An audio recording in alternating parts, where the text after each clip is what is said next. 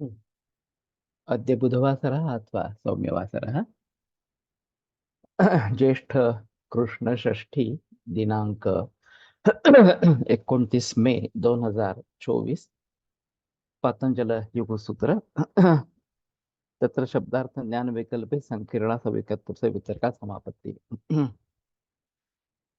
मूकं करोति वाचालं पङ्गुं लङ्घयते गिरिं यत्कृपातमहं वन्दे परमानन्दमाधवम् अपि स्वशक्त्या तपसि प्रवर्तसे शरीरमाद्यं खलु धर्मसाधनं कनिष्ठिकाधिष्ठितकालिदासो यदुक्तवान् तद् अहमत्र वक्ष्ये उद्दिष्टमायुर्वेदस्य स्वस्थस्य स्वास्थ्यरक्षणम् आतुरे रोगमुक्तिश्च द्वयमेतत् प्रयुज्यते योगशास्त्रेऽधुना किन्तु न तत्तस्य प्रयोजनं द्वयोर्मोक्षप्राप्तिः स्यात् योगो मोक्षप्रवर्तकः स्वास्थ्यं च रोगमुक्तिश्च मोक्षप्राप्तिस्तथैव च सम्यगध्ययनेनैव आयुर्योगस्य तद्भवेत्।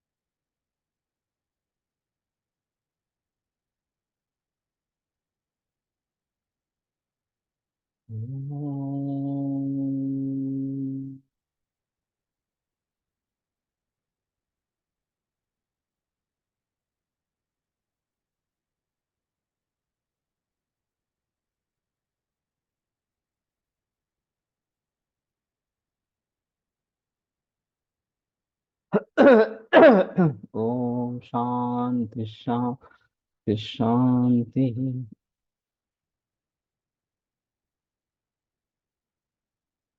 प्रथमोऽध्यायः समाधिपादः। अथ योगानुशासनम्। योगश्चित्तवृत्तिनिरोधः तदा दृष्टिस्वरूपे अवस्थानम् वृत्तिसारूप्यमितरत्र वृत्तयः पञ्चतयः क्लिष्टाः प्रमाणविपर्यय विकल्पनिद्रास्मृतयः प्रत्यक्षानुमानागमाः प्रमाणानि विपर्ययो मिथ्याज्ञानम् अतद्रूपप्रतिष्ठम् शब्दज्ञानानुपाती वस्तुशून्यो विकल्पः अभावप्रत्यालम्बना वृत्तिर्निद्रा अनुभूतविषया सम्प्रमोषा स्मृतिः अभ्यासवैराग्याभ्यां तन्निरोधः तत्र स्थितौ यत्नोऽभ्यासः स तु दीर्घकाल नैरन्तर्य सत्कारा सेवितो दृढभूमि दृष्टानुश्रविक विषय वितृष्णस्य वशीकार संज्ञा वैराग्यम् तत्परं पुरुषख्यातिर्गुण वैतृष्ण्यम् वितर्क विचारानन्दास्मिता वितर्क विचारानन्दास्मिता रूपानुगमात् संप्रज्ञातः विराम प्रत्ययाभ्यास पूर्व संस्कार शेषोऽन्यः भव प्रत्ययो विदेह प्रकृतिलयानां श्रद्धा वीर्य स्मृति समाधि प्रज्ञापूर्वक इतरेषाम् तीव्र संवेगानाम् आसन्ना मृदुमध्यादिमात्रत्वात् ततोपि विशेषात् ईश्वर प्रणिधानाद्वा क्लेशकर्म विपाकाशयैरपरामृष्टः पुरुष विशेष ईश्वरः तत्र निरतिशयं सार्वज्ञबीजम् स पूर्वेषामपि गुरुः कालेनानवच्छेदात्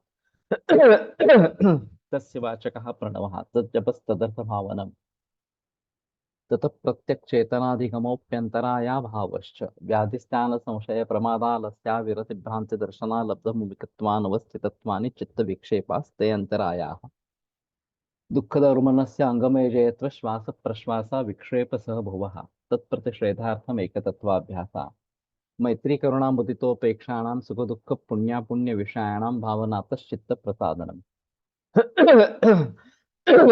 प्रच्छर्दन विधारणाभ्यां वा प्राणस्य विषयवती वा प्रवृत्तिरुत्पन्ना मनसस्थितिनिबन्धि विशोका वा ज्योतिष्मति वीतराग विषयं वा चित्त स्वप्न निद्रा ज्ञानालंबनं वा तथा विमत ध्यानात् वा परमाणु परम महत्वान्तोस्य वशीकारः क्षीणवृत्तिरभिजातस्यैव मणेर्ग्रहीतृग्रहण ग्राह्येषु तत्तदञ्जनता समापत्ति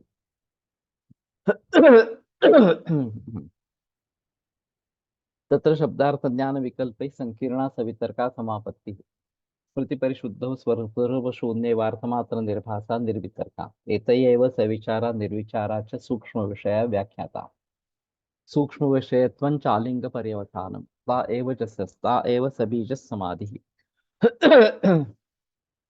निर्विचार वैशारद्येध्यात्म प्रसाद ऋतंभरा तत्व प्रज्ञा श्रुतानुमान प्रज्ञाभ्याम अन्य विषया विशेषार्थत्वात् तज्ज संस्कारोन्य संस्कार प्रतिबंधी तस्यापि निरोधे सर्व निरोधात् निर्बीज समाधि इति पतंजलि विरचिते योग सूत्रे प्रथम समाधिपादः द्वितीयोऽध्यायः साधनपादः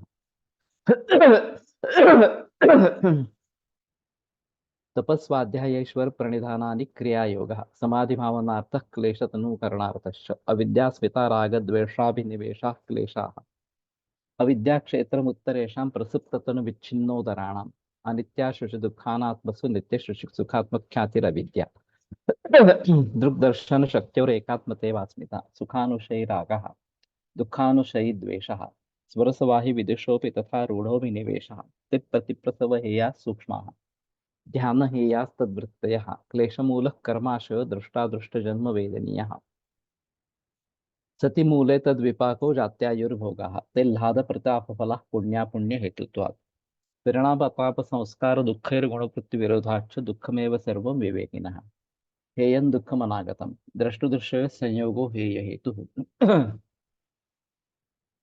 प्रकाशक्रिया स्थितिशीलं भूतेन्द्रियात्मकं भोगापवर्गार्थं दृश्यं विशेषा विशेषलिङ्गमात्रा लिङ्गानि गुणपर्वाणि द्रष्टादृश्यमात्र शुद्धोऽपि प्रत्ययानुपश्यः तदर्थ एव दृश्यस्य आत्मा कृतार्थं प्रति नष्टं कृतार्थं प्रति नष्टमप्यनष्टं तदन्य साधारणत्वात् स्वस्वामी शक्त्या स्वरूपोपलब्धि हेतु संयोगः तस्य हेतुरविद्या तदभावात् संयोगाभावः आनन्तदृशे कैवल्यम् विवेकख्यातिरविप्लवः हानोपायः तस्य सप्तधा प्रान्तभूमिः प्रज्ञा योगांगानुष्ठानात् अशुद्धिक्षये ज्ञानदीप्तिरा विवेकख्यातेः यम नियम आसन प्राणायाम प्रत्याहार धारणा ध्यान समाधेय उष्टावंगान् अहिंसा सत्यास्तेय ब्रह्मचर्या परिग्रहा यमाः जाति देश काल समयान्वच्छिन्ना सार्वभौमा महावर्तम शौच संतोष तपस्वाध्यायेश्वर परिणिधानानि नियमाः वितर्क बाधने प्रतिपक्ष भावनम वितर्का हिंसादय कृतकारता अनुमोदिता लोभ क्रोध मोह पूर्वका मृदु मध्याधिमाता दुःखाज्ञानानंत फला इति प्रतिपक्ष भावनम अहिंसा प्रतिष्ठायां तत्सन्निधो वैरत्यागः सत्य प्रतिष्ठायां क्रियाफलाश्रयत्वम् अस्तेय प्रतिष्ठायां सर्वरत्नोपस्थानम् ब्रह्मचर्य प्रतिष्ठायां वीर्यलाभः अपरिग्रह स्थैर्य जन्म कथनता संबोधः शौचात् स्वाङ्गजुगुप्सा परैर संसर्गः सत्वशुद्धि सौमनस्यैकाग्रेन्द्रिय जयात्मदर्शन योग्यत्वानि च संतोषाद अनुत्तम सुखलाभः कायेन्द्रिय सिद्धिरशुद्धि क्षयात् तपसा स्वाध्यायात् इष्टदेवता संप्रयोगः समाधि सिद्धिरीश्वर प्रणिधानात् स्थिरसुखमासनं प्रयत्नशैथिल्यानंत समापत्तिभ्यां ततो द्वन्द्वानभिघातः तस्मिन् सति श्वास प्रश्वासयोर्गतिविच्छेदः प्राणायामः बाह्याभ्यन्तर स्तंभवृत्तिर्देशकाल संख्याभिः परिदृष्टो दीर्घ सूक्ष्मः बाह्याभ्यंतर विषयाक्षेपी चतुर्था ततः क्षीयते प्रकाशावरणं धारणासु च योग्यता मनसः स्वविषया संप्रयोगे चित्तस्वरूपानुकार इवेन्द्रियाणां प्रत्याहारः ततः परमावश्यतेन्द्रियाणाम् इति पतंजलि विरचिते योगसूत्रे द्वितीयः साधनपादः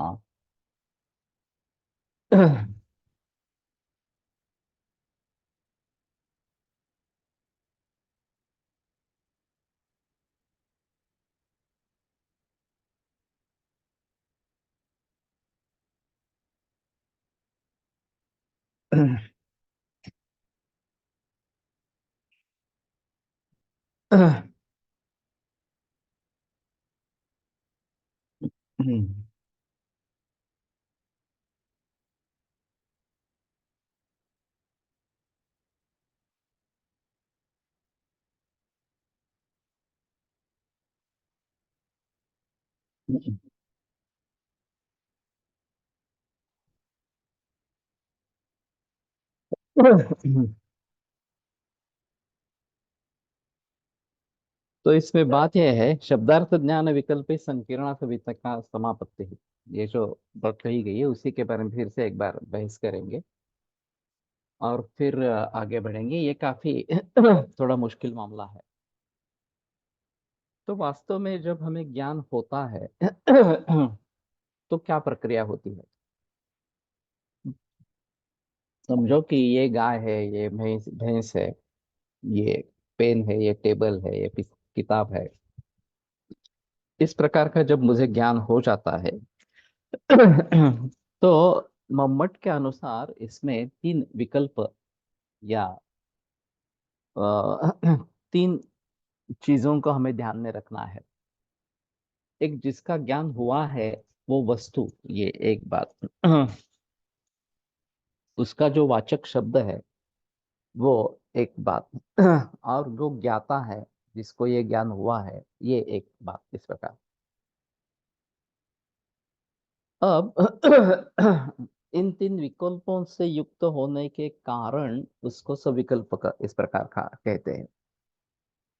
इसमें भी जब मैं उस वस्तु के बारे में सोचता हूँ, तो ये गाय है, ये जब मुझे ज्ञान होता है तो इनका कहना है कि गोत्व समझने के बिना गाय का ज्ञान नहीं हो सकता। गोत्व विशिष्टा गौ। यहाँ पे उदाहरण विष्णु का ले लिया है। वासुदेव, ओम नमो भगवते वासुदेवाय, ये अगर हम जाप करते हैं तो वासुदेव नाम से शंख चक्र गदा इस प्रकार का धारण करने वाला, पद्म धारण करने वाला, इस प्रकार तो विष्णु चतुर्भुज, इस प्रकार से ये मूर्ति हमारे सामने खड़ी हो जाती है। शुरू में जब हम इस मूर्ति को देखते हैं तो ये विष्णु है या वासुदेव है, ये ज्ञान हमारे मन में स्थित हो जाता है। अब वास्तव में ऐसा होता है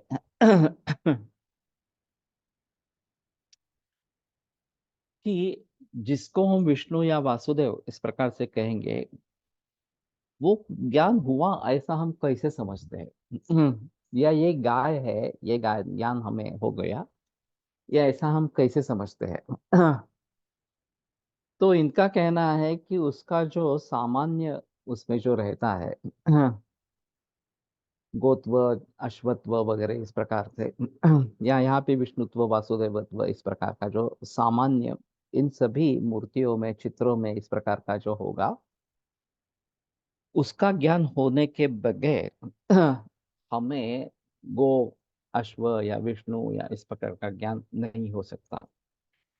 जब हम कहते हैं कि मुझे ज्ञान हो गया, ये अमुक वस्तु है इस प्रकार से, तो वो विशिष्ट ज्ञान ही होता है। इसमें जाति उसकी जो कही जाती है, सामान्य जो कहा जाता है, उससे विशिष्ट ये व्यक्ति है जो सामने दिख रहा है। व्यक्ति का मतलब व्यक्ति नहीं लेना है, जो भी चित्र मूर्ति जो भी सामने है वो उसको व्यक्ति इस प्रकार का कहते हैं। तो इनमें एक समवाय संबंध रहता है, ऐसा वैशेषिक मानते हैं। और फिर जो भी ज्ञान होता है वो विशिष्ट ज्ञान इस प्रकार का होता है, और उसको सविकल्प का ज्ञान, क्योंकि ये विकल्प उसमें है कि उसकी जाति है और वो वस्तु है और उनमें समवाय संबंध है। तो इन सभी का ज्ञान जब भी होता है तभी हमें ये गौ, ये गाय है, ये भैंस है, इस प्रकार का ज्ञान हो जाता है। तो शब्दार्थ ज्ञान विकल्प ही संकीर्ण, जो वाचक शब्द जो है, गाय हो, भैंस हो या गो हो, इस प्रकार का उसका अर्थ यानी कि जो वाच्य इस प्रकार की, उससे वाच्य इस प्रकार की जो वस्तु है वो, और फिर उसका ज्ञान होना कि ये वस्तु है इस प्रकार का। और इसके पीछे एक ज्ञाता होता है जिसको ये ज्ञान होता है। तो ये वास्तव में शब्द, अर्थ और ज्ञान, ये तीन वस्तु स्वतंत्र होने के बावजूद भी शास्त्र के किए गए संकेत के जरिए इन तीनों में अभेद का भ्रम हो जाता है। और सवितर्क समाधि में समापत्ति शब्द अर्थ ज्ञान इन विकल्पों से संकीर्ण इस प्रकार की होती है, इस प्रकार का इस सूत्र में बताया गया है। तत्र शब्दार्थ ज्ञान संकीर्ण सविकल्पा समापत्ति। तो ये तीनों में भेद नहीं है, अभेद इस प्रकार का भ्रम हमें हो जाता है, और ये सविकल्पक समापत्ति इस प्रकार की है। वाच्य अर्थ और वाचक शब्द ये भिन्न होने के बावजूद भी मनुष्य अथवा शास्त्र इन्होंने विशिष्ट शब्द या विशिष्ट अर्थ का वाचक इस प्रकार का जो संकेत निर्माण किया है, उसके योग से उस अर्थ का ज्ञान होता रहता है। चित्त की सवितर्क समापत्ति करनी है, यानी कि इस शब्द के सहायता से संकेत से जो निश्चित इस प्रकार शब्दवाच्य जो अर्थ, उस अर्थ का ज्ञान, उस ज्ञान का आकार चित्त को देना है। यानी कि चित्त को इच्छित ज्ञानाकारता देना ये मुख्य साध्य होता है, और ये देने के लिए सहायक साधन इसलिए विशिष्ट शब्द और विशिष्ट अर्थ इनको लेना है। ओम नमो भगवते वासुदेवाय इस प्रकार का हम जाप अगर करेंगे, तो वासुदेव शब्द से शंख चक्र गदा पद्म धारी इस प्रकार का विष्णु हमारे सामने इस प्रकार का है। वो वाच्य है, और वासुदेव शब्द विष्णु शब्द ये हमारे लिए वाचक इस प्रकार का है। और फिर मैं विष्णु को देख रहा हूं, इस प्रकार का जो ज्ञान मुझे हो रहा है इस प्रकार से, तो शब्द अर्थ और ज्ञान ये तीन विकल्प होने के कारण मुझे ये विष्णु है इस प्रकार का ज्ञान होता है। इसमें ये संकेत होता है कि ऐसी ऐसी चीज सामने आई, तो वो विष्णु है, इस प्रकार नाम विष्णु है या वासुदेव है। ये संकेत है, वो शास्त्र से दिया जाता है या व्यवहार से दिया जाता है, ऐसी कुछ बात हो सकती है। तो मंत्र के शब्द कौन से है, वो मंत्र किस अर्थ का यानी कि किस देवता का वाचक है, ये गोष्ट, ये बात गौण इस प्रकार के होने के कारण उसके बारे में आग्रह रखने का कोई कारण नहीं। किसी भी मंत्र से उस मंत्र से वाच्य जो देवता, उसका उसके ज्ञान का आकार चित्त का अगर प्राप्त हो जाएगा, तो वो चित्त की समापत्ति हो, कि ज्ञानाकारता चित्त को प्राप्त कर देना। मेरा चित्त विष्णुमय इस प्रकार का हो जाना, विष्णु का ज्ञानमय इस प्रकार का हो जाना, इस प्रकार से विष्णु के ज्ञान से भरा इस प्रकार का हो जाना। ये चित्त की समापत्ति इस प्रकार की है। तो समापत्ति का अर्थ जो किया जाता है वो मर्जिंग, उसमें समा जाना, सिर्फ वही रहना वगैरह वगैरह इस प्रकार का रहता है। जब मैं विष्णु की मूर्ति को या उसकी तस्वीर को देखता हूँ और मेरा चित्त उस जैसा हो जाता है, मेरा उसका ज्ञान जो है वो मेरे चित्त में पूरी तरीके से समा जाता है, तो वो चित्त की ज्ञानाकारता इस प्रकार की हो गई। ये समापत्ति स्थूल सृष्टि में मंत्रोच्चार और स्थूल अर्थ इनके सहायता से होती रहती है। इसलिए उसको सवितर्क समापत्ति कहते हैं। स्थूल साधन के सहायता से चित्त को इष्ट ज्ञानाकारता देना, ये इस प्रकार का अभ्यास साधक को अभ्यास की प्रथमा अवस्था में करना होता है, और इस अभ्यास में चित्त की जो तदाकारता वो सवितर्क समापत्ति इस प्रकार की हो। अभी सवितर्क समापत्ति की पक्वावस्था यानी कि निर्वितर्क समापत्ति, उसका स्वरूप अगले वाले सूत्र में विशद करके बताया गया है। वृत्ति परिशुद्धो स्वरूप शून्य वार्तमात्र निर्भाषा निर्वितर्का। संकेत शब्द से वाच्य जो अर्थ उसका ज्ञान चित्त में स्फुरण होता है, उसका वो स्मृति के जरिए होता है। तो पहले मैंने विष्णु की तस्वीर देखी है, और फिर मुझे बताया गया है कि ये विष्णु की तस्वीर है, ये विष्णु है इस प्रकार से। जब मैं फिर से विष्णु की तस्वीर देखता हूँ, तो वो स्मृति जागृत हो जाती है, अरे इसको विष्णु कहा गया था। तो मेरे मन में ये विष्णु है इस प्रकार का ज्ञान पूर्ण होता है उसका। और सवितर्क समाधि में ये स्मृति बार बार हो जाने से वो ज्ञान स्पष्ट और अनायास, कोई भी श्रम उसके लिए नहीं पड़ते, सामने वस्तु देखते ही अरे ये अमुक है इस प्रकार का ज्ञान मुझे हो जाता है। और फिर वो संकेत, उसका अर्थ और उस ज्ञान की स्मृति, इनकी आवश्यकता नहीं रहेगी। फिर इसको विष्णु कहना है, ये जो कहीं बात बहुत पुराने जमाने में कही गई है, किसी ने मैं बता दिया कि ये विष्णु है, इस प्रकार की वो संकेत, उसका अर्थ है ये विष्णु, और उस ज्ञान की स्मृति इनकी आवश्यकता नहीं रहती, और ऐसा होने पर वो स्मृति परिशुद्धि इस प्रकार की हो जाएगी। तो शुरू में तो ये स्मरण के जरिए होगा। जब तक हमें पता नहीं लगता कि ये सामने वाली वस्तु ये है इस प्रकार का, बार बार देखते जाएंगे तो बार बार वो स्मृति उसकी होती रहेगी, ये विष्णु है, विष्णु है, विष्णु है, इस प्रकार की। और जैसे ही ये बार बार होता रहेगा, तो आगे चलकर उसमें स्मृति की आवश्यकता नहीं रहेगी, सामने देखकर ही हमें पता चल जाएगा ये विष्णु है, इस प्रकार से। तो स्मृति परिशुद्धि ये उसको कहते हैं। इस अवस्था में चित्तवृत्ति केवल अर्थाकार इस प्रकार की भासमान होती है, और इस समापत्ति को अर्थमात्र निर्भाषा इस प्रकार का कहते हैं। तो इस अवस्था में चित्तवृत्ति जो है वो अर्थाकार इस प्रकार की भासमान होती है, कि वास्तव में स्मृति का कोई संबंध नहीं रहता, स्मृति परिशुद्धि हो गई इस प्रकार से। और चित्तवृत्ति अर्थाकार जो विष्णु स्वरूप, विष्णु ज्ञान स्वरूप इस प्रकार की हो जाती है, और इसलिए उसको अर्थमात्र निर्भाषा, केवल अर्थ मात्र जिसमें भासमान इस प्रकार का हो रहा है, इस प्रकार का होता है। वैसे ही इस समय में जो संकेत शब्द, उसका अर्थ का ज्ञान और उनकी स्मृति, इनकी अपेक्षा नहीं रहती,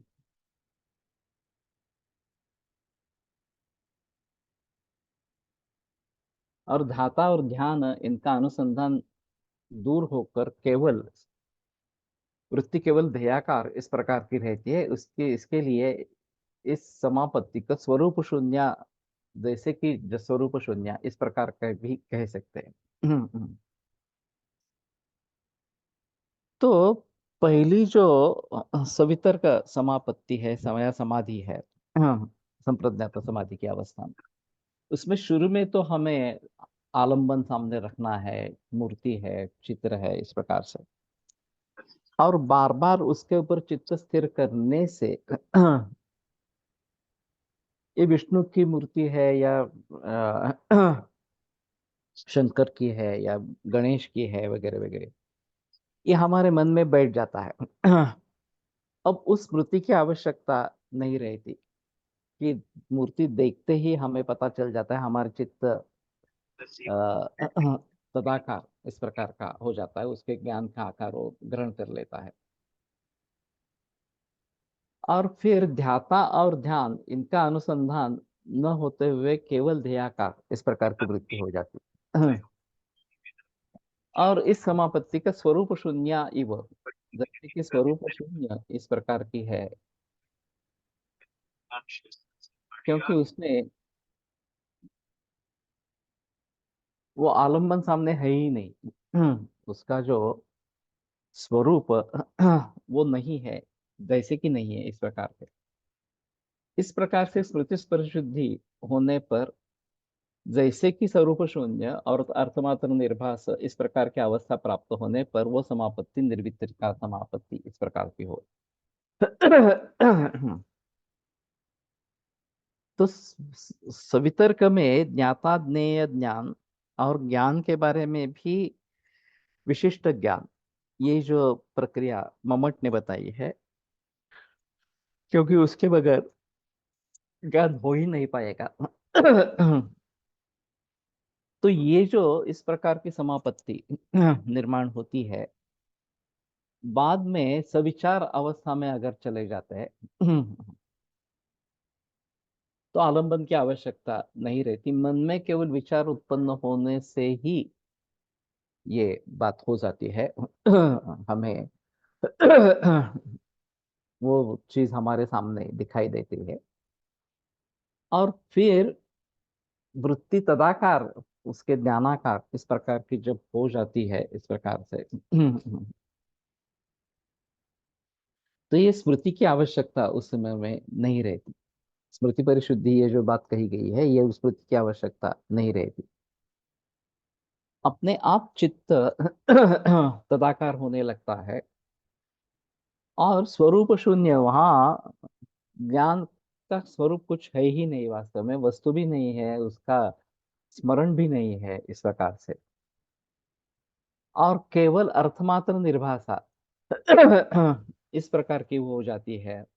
और ये निर्वितर्क इस प्रकार की समापत्ति हो। निर्वितर्क का समाधि का स्वरूप, समापत्ति का स्वरूप, शब्दादि संकेतों से लक्षित जो अर्थ जिसका ज्ञान हमें होता है, वह हमारे स्मृति में स्फुरण होता है। But the most of the people get stuck in image and mislead self and others as well.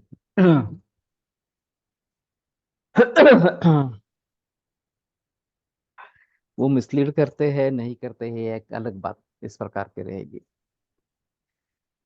लेकिन पहली जो समापत्ति है, ये सब इतर इस प्रकार की, उसमें अगर हम अटक जाते हैं और कितनी भी कोशिश करने के बावजूद भी वो आलम्बन सामने नहीं है, तो हमारे सामने वो तस्वीर या वो मूर्ति नहीं आती है। सविचार समापत्ति में हम जाते ही नहीं है इस प्रकार से, तो मुश्किल काम होगा। तो हमें शुरू में आलम्बन सामने रखकर ये करना है, लेकिन बाद में आलम्बन की आवश्यकता नहीं होनी चाहिए। केवल स्मृति से आलम्बन सामने आ जाएगा। ये जो बात कह रहे हैं वो स्मृति भी नहीं रहेगी, स्मृति परिशुद्ध हो इस प्रकार के, स्मृति परिशुद्ध हो जाएगी। तो यो विषय जो है वृत्ति तदाकार इस प्रकार का हो जाना, ये अपने आप होने होने लगेगा। और स्वरूप शून्य अवस्था है, वहां पे कुछ भी नहीं है इस प्रकार से। तो ये और मुश्किल मामला इस प्रकार का है। हम अगर पहली सवितर्क समाधि से ही आगे नहीं बढ़ेंगे तो मुश्किल है। इसलिए इनका कहना था कि हर रोज 3 घंटे ऐसा 2 बरस तक करने से सवितर्क समाधि से हम सविचार समाधि में आ पहुंचते हैं। ऐसा कोलटकर सर का अनुभव है। ये काफी लंबा समय है। इसमें तीव्र संवेगानाम आसन्ना वगैरह वगैरह इस प्रकार की भी बातें है कि अगर बहुत ही तीव्र संवेग है तो जल्दी भी हो सकता है। लेकिन सामान्य रूप से ये 2 बरस का समय इसमें लग ही जाता है, 3 घंटे हर रोज इस प्रकार का अनुदान करने से। आलिया मला वाटतं दूध आलंय। हा, नाही माहिती, बहुतेक याला गेलाय। तो कहने का तात्पर्य अर्थ ये है कि हमें ये अभ्यास करते रहना चाहिए। अभ्यास वैराग्याभ्यान्तन निरोधा, ये जो शुरू में सूत्र आया है, तत्र स्थितौ यत्नोभ्यास, और उस प्रकार की स्थिति में प्रयत्न करते रहना, ये अभ्यास है। उसमें भी आगे आगे वाली अवस्था है। तो शुरू की जो अवस्था है सवितर्क समापत्ति इस प्रकार की, तो इसमें ज्ञाता ज्ञेय ज्ञान ये तीनों मौजूद इस प्रकार का, इसलिए उसको सविकल्प कहते हैं। और उसमें भी ज्ञान जो है वो भी सविकल्पक इस प्रकार का है। उसकी बहस इसमें नहीं की गई है, लेकिन ज्ञान जो है वो भी सविकल्पक है। जब ये सभी विकल्प दूर हो जाएंगे तो निर्वितर्क इस प्रकार के समाधि समापत्ति हो जाएगी। तो वास्तव में ज्ञाता जो है वही अगर ज्ञेय बन जाता है, ये जो त्रिपुटी कही जाती है ये नहीं रहेगी। तीनों चीजें अलग अलग है इस प्रकार की, ज्ञाता ज्ञेय ज्ञान, ये तीनों चीजें अलग अलग है। वैसी स्थिति नहीं रहेगी। आत्मस्थे मन से स्थिर है, आत्मा में मन स्थिर इस प्रकार का, चित्त स्थिर इस प्रकार का हो जाए, तो भी ज्ञाता और ज्ञेय ये भी है, उसमें साधन नहीं रहा अभी इस प्रकार से। वैसे देखा जाए तो मन एक साधन हो सकता है इसमें, लेकिन बाह्य इंद्रिय जो है वो साधन नहीं रहेंगे इस प्रकार से। उसके भी आगे शाश्वत इस प्रकार की जो समाधि है,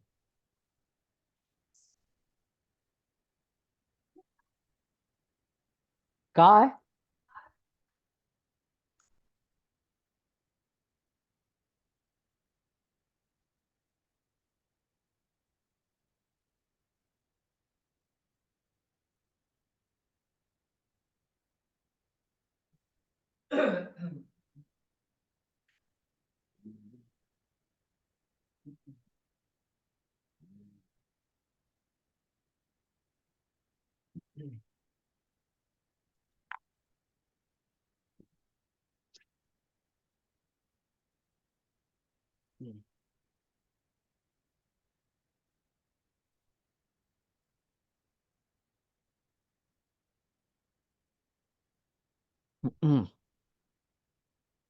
तो इसमें चित्त और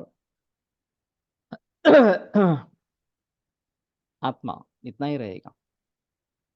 अब उसके आगे अस्मिता भाव ये कहा गया है कि मैं हूं, इतनी अनुभूति इस प्रकार की होना।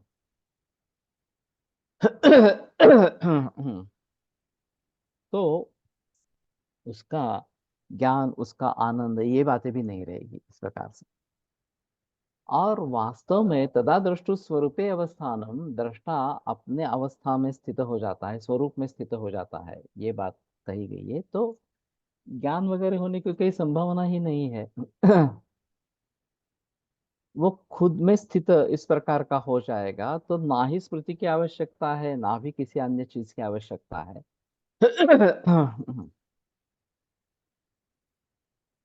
तो कहने का तात्पर्य अर्थ ये है कि एक ही विचार चित्त में अपने आप किसी भी प्रयत्न के बिना उत्पन्न होते रहना, ये निर्वितर्क समाधि इस प्रकार का होगा। ये स्टेप है इसमें, निर्वितर्क समाधि में इस प्रकार से।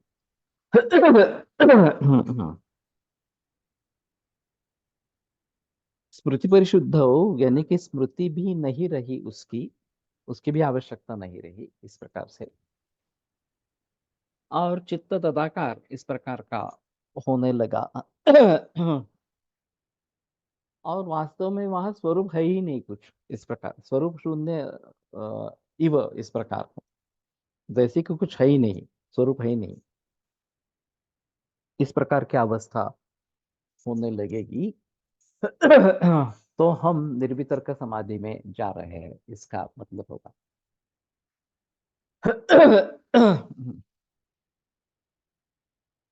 और आगे तस्यापि नरनाथ निर्बीज समाधि इस प्रकार का, इस प्रकार की बात अंत में कहते हैं कि आगे कुछ होने वाला नहीं है, बीज ही नहीं रहा इस प्रकार से, उसको निर्माण करने के लिए बीज ही नहीं रहा। तो दृष्टा अपने स्वरूप में स्थित हो जाता है। और बस वही समाधि है योग के दृष्टि से। तो किसी भी प्रत्यय की एकता नता, यानी कि ध्यान इस प्रकार के हो।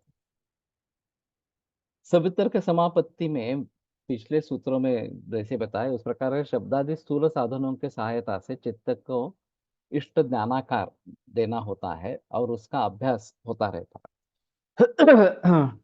तो जब मेरे सामने कुछ आलंबन है और मैं उसके ऊपर ध्यान कर रहा हूं, तो मेरा चित्त उस प्रकार का आकार ग्रहण कर लेता है, वो ज्ञान का आकार प्राप्त कर लेता है। शुरू में हमें ये पता होना चाहिए कि इस शब्द का ये वाच्य अर्थ है, वाच्य ये है, ये विष्णु है वगैरह इस प्रकार से। बाद में इस स्मृति की आवश्यकता नहीं रहेगी, चित्तर सामने आते ही हमें ये विष्णु है इस प्रकार का ज्ञान हो जाएगा। और फिर चित्र की भी आवश्यकता नहीं रहेगी, हमारे मन में वो मूर्ति अपने आप निर्माण होती रहेगी। ये विष्णु है ये बताने की भी आवश्यकता नहीं है इस प्रकार से। और चित्त तदाकार होने लगेगा।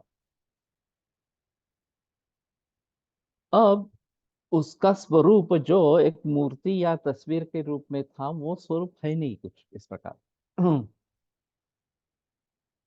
तो ज्ञाता ज्ञेय ज्ञान, ये जो तीन भाव उसमें होने चाहिए। अभी ज्ञाता और ज्ञेय ये दो ही रहेंगे। कि आत्मस्थ मनस स्थिर इस प्रकार की स्थिति हो जाएगी। तो आत्मा ज्ञाता है और मन एक साधन है उसका, इस प्रकार का, उस ज्ञाता को ज्ञान करने वाला इस प्रकार का। और फिर खुद का ही अनुभव लेना है इस प्रकार से। तो बाह्य विषय वगैरह ऐसे कुछ नहीं रहेंगे। उसके भी आगे चले जाएंगे तो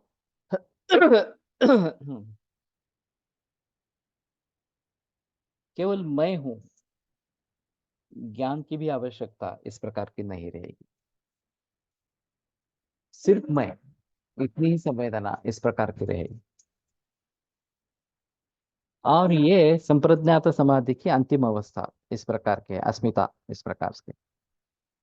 और फिर निर्वितर्क समापि, ये इन सभी में भी अभी कुछ हद तक विकल्प इस प्रकार का है। पिछले वाले सूत्र में ग्रहण समापत्ति, ग्राह्य समापत्ति और ग्रहिता समापत्ति इस प्रकार की बात कही गई।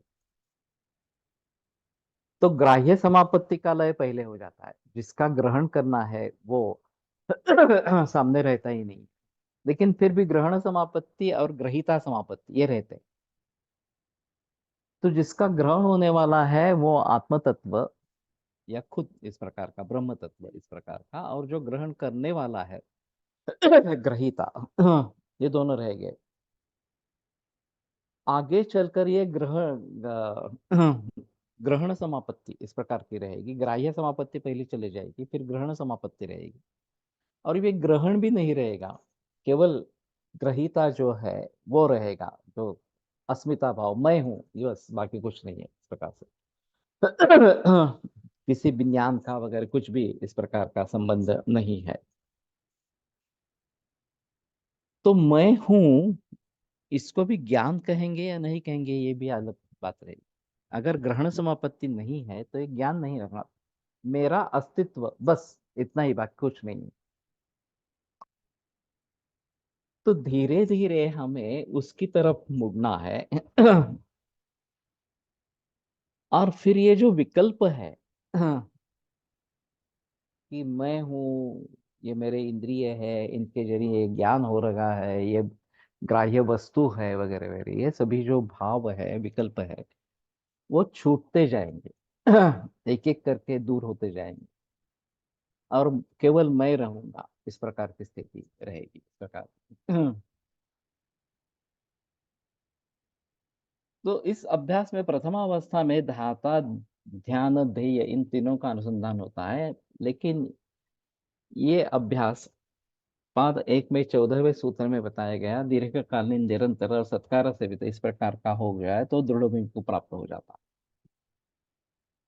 है। इस प्रकार के अभ्यास से परिपक्व होने के बाद शब्दादि संकेतों से जो उस अर्थ के ज्ञान की स्मृति होनी है, वो प्रकार नहीं रहता।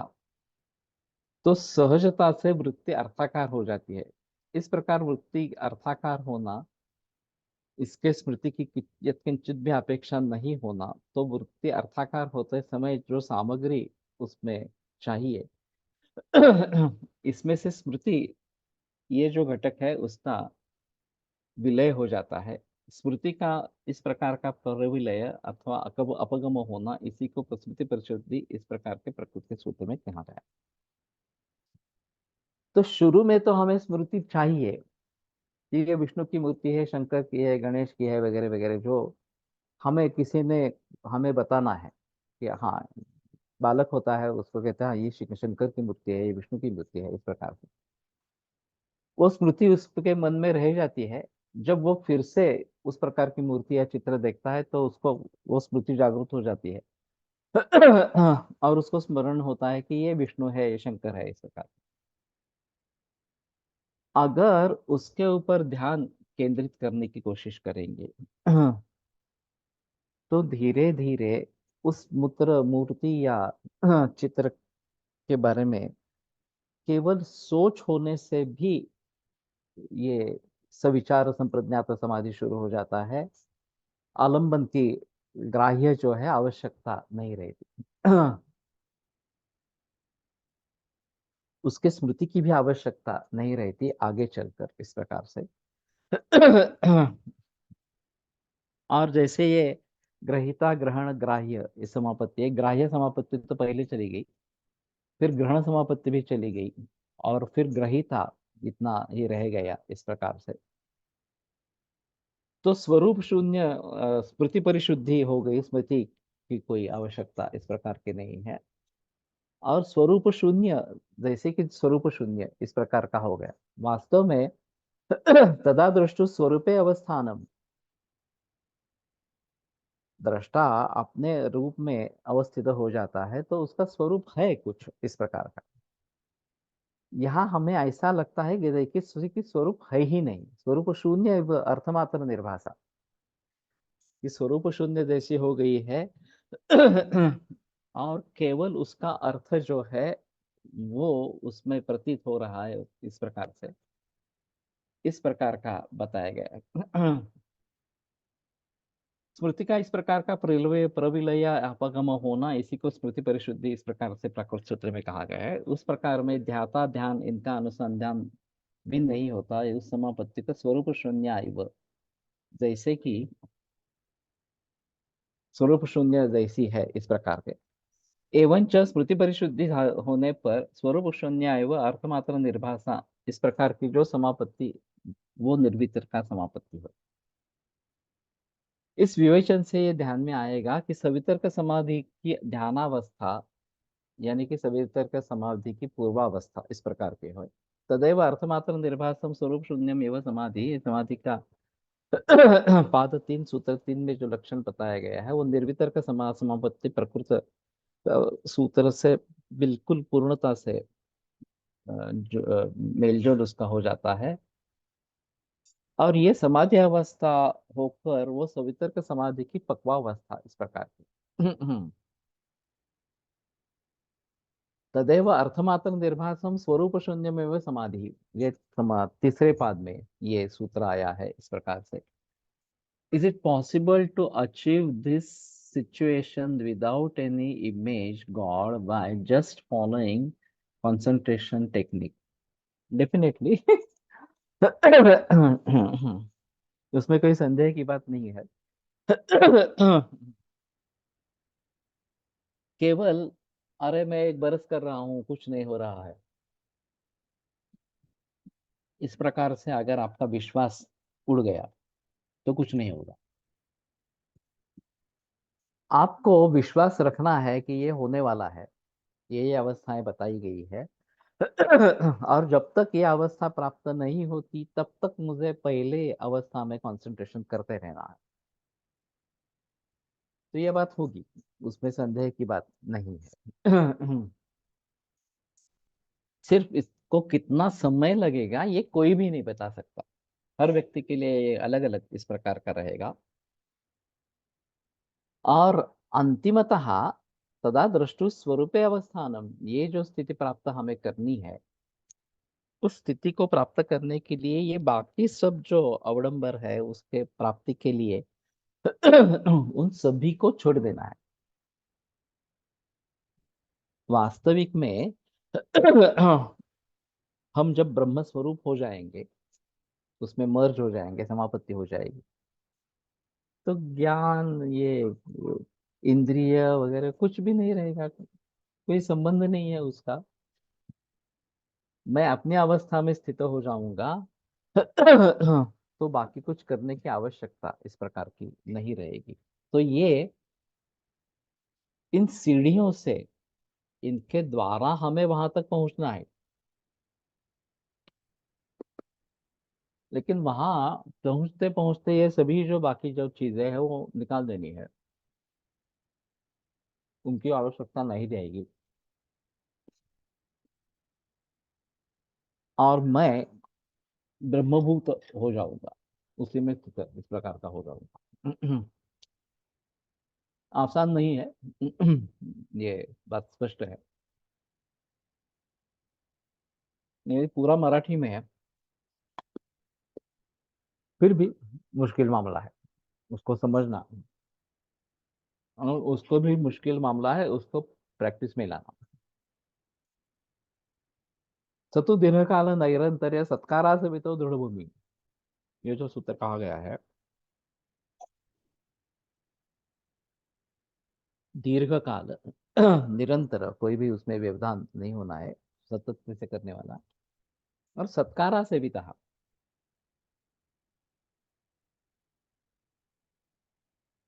This is the ultimate aim of अध्यात्म, योग का है। अध्यात्म एक बड़ी अद्भुत चीज है।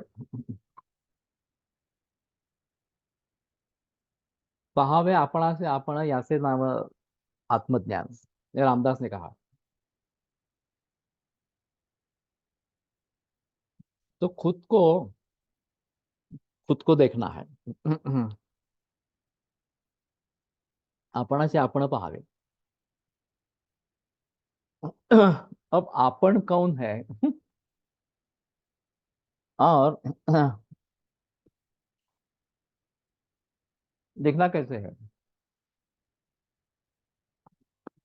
अगर देखने वाली व्यक्ति और जिसको देखना है वो एक ही है, ज्ञाता और ज्ञेय, उसमें फर्क नहीं है, तो आत्मज्ञान हो गया।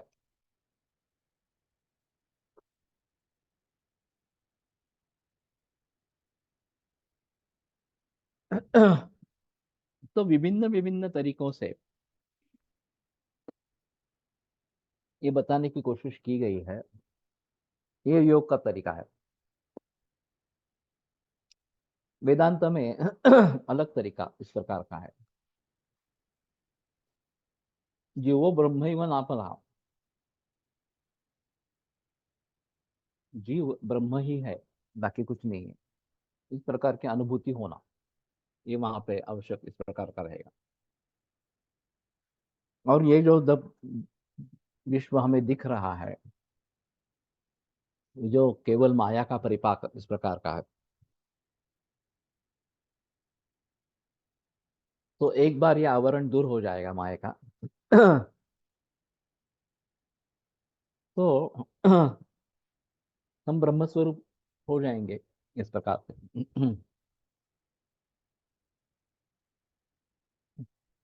चरक ने जो कहा है कि लोके विततमात्मान लोकं चात्मनि पश्यता, सत्या बुद्धि प्रवर्तते, इस प्रकार से।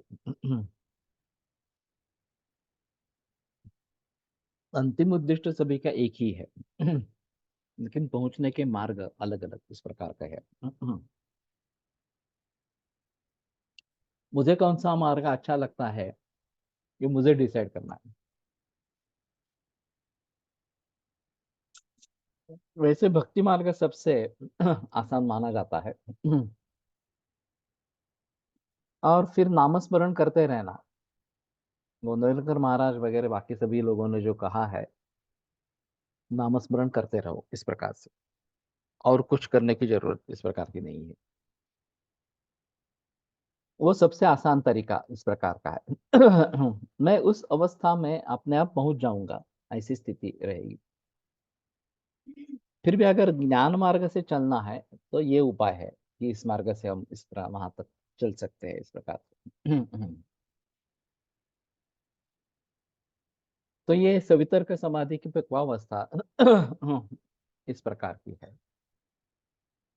ठीक है, आज रुकते हैं। मैं समझता हूँ पूर्व और आज का ये थोड़ा थोड़ा थोड़ा लेके आगे चलेंगे, क्योंकि ये काफी मुश्किल मामला है समझना इस प्रकार से। धीरे धीरे ये बातें होती रहेगी, और हम अच्छी तरक्की कर पाएंगे। तो ये जो ध्यान करना है अभी इस ध्यान से अभी तो केवल 10 बार हम करते हैं धन्वंतरी का या ओंकार का। ये कुछ 5 मिनट में अगर इस प्रकार का होता है ये 5 मिनट से 3 घंटे तक कैसे पहुंचना है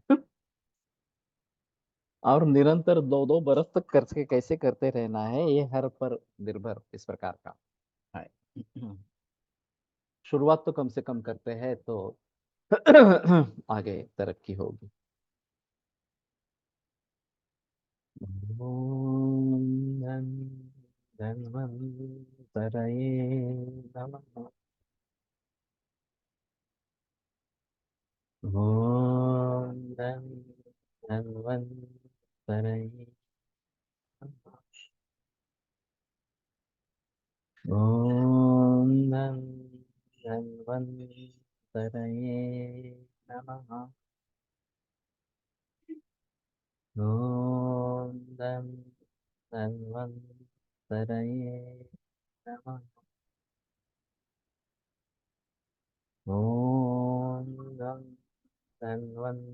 धन्वन्तरये नमः। ओम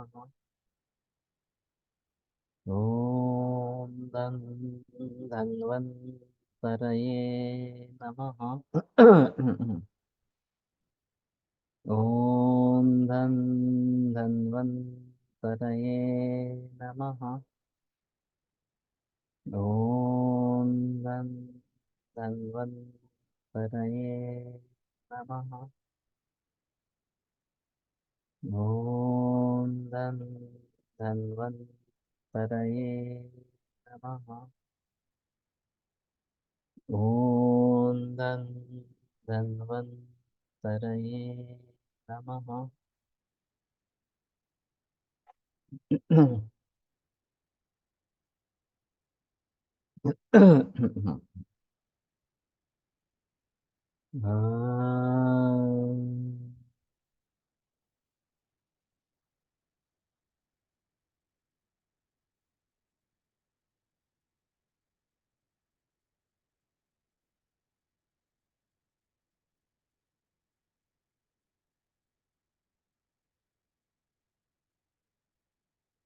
ज्ञानमार्ग हा पण भक्ती मार्गच आहे का? कारण येथे चित्त तदाकार व्हावे असेच म्हटले आहे. कोणत्याही गोष्टीचा आकार चित्ताला येणे त्या गोष्टीच्या भक्तीशिवाय शक्य नाही. म्हणून शेवटी सगळेच फक्त नामस्मरण कसं सांगत असतील काय? करा सांगत असतील. बड़ा विषय है। क्योंकि इसमें द्वैत भाव है नामस्मरण, और अंतिमतः हमें अद्वैत में जाना है। एक सीढ़ी है इस प्रकार से अद्वैत में जाने के लिए। ये चित्त में इस प्रकार का नाम का स्फुरण आगे होता रहेगा, पहले हमें खुद से करना पड़ेगा। बाद में चलते चलते ये नामस का स्फुरण अपने आप अंदर से होता रहेगा, और जैसे स्फुरण होता रहेगा वैसे वो मूर्ति सामने आती रहेगी। ये जो संप्रज्ञात समाधि की 4 अवस्थाएं बताई गई है वो अगर हमारा मन सचमुच में नामस्मरण में लीन हो जाता है तो वैखरी से करने की आवश्यकता नहीं रहेगी, अपने आप अंदर से नाद होता रहेगा इस प्रकार का। कलयुग का इम्पोर्टेंट साधन नामस्मरण बतावा है। हाँ, लेकिन ऐसा है ना, बाकी चित्त वृत्तियों का निरोध करके हम केवल नामस्मरण में तल्लीन हो जाते हैं, और फिर आगे मुझे ये नाम कहना ये भी आवश्यकता नहीं रहेगी, अपने आप उसका स्फुरण अंदर हो जाएगा। फिर भी हम उसको सुनते रहेंगे इस प्रकार से। धीरे धीरे इस स्फुरण की भी आवश्यकता नहीं रहेगी, इस प्रकार की स्थिति होगी। और फिर मैं अलग हूं, इस प्रकार की जो स्थिति है, देवता अलग है और मैं अलग हूं, इस प्रकार से वो नहीं रहेगी। इस प्रकार की स्थिति होगी इस प्रकार से। लेकिन उतने गहराई में जाकर कोई नामस्मरण करता है क्या, ये बड़े संदेह की बात है। ठीक है कि द्वैत भाव रहते हुए नामस्मरण चलता रहेगा, तो भी बाकी चित्त वृत्तियों का तो निरोध हो ही जाएगा इस प्रकार से। आगे आगे की अवस्थाएं नामस्मरण से भी प्राप्त हो सकती है, लेकिन योग को जो ये प्रात्यक्षिक अंग इन्होंने कहा है अध्यात्म का इस प्रकार से इसलिए अगर सूझबूझ कर करेंगे तो ज्यादा अच्छा इस प्रकार का होता है। और ये बात होती है कि वो अपने आप स्फुरण में आ जाता है मैंने कुछ सोचने के बगैर ही। मैंने कई बार ऐसा अनुभव किया, अथर्वशीर्ष हो, श्री सुक्त हो, सपने में हूं मैं, नींद नींद में रहा हूँ, और मुझे पता चलता है कि मैं ये उसका जाप कर रहा हूँ, श्री सुक्त का जाप कर रहा हूँ या अथर्वशीर्ष का जाप कर रहा हूँ मैंने तो सोचा भी नहीं है कि मैं इसका जाप कर रहा हूँ इस प्रकार से। अंतस्फुरण इस प्रकार का हो जाता है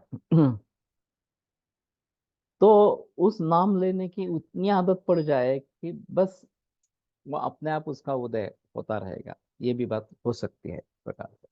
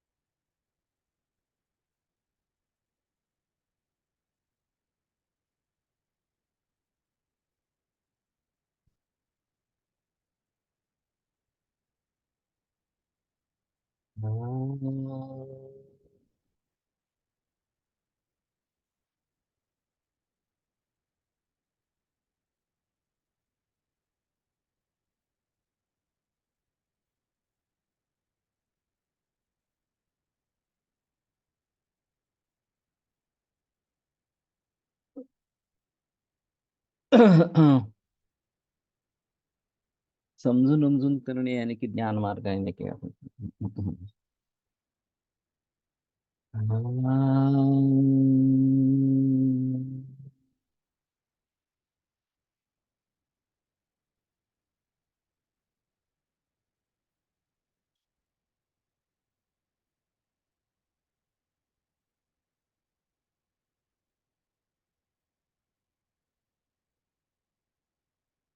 ओम शांति शांति शांति।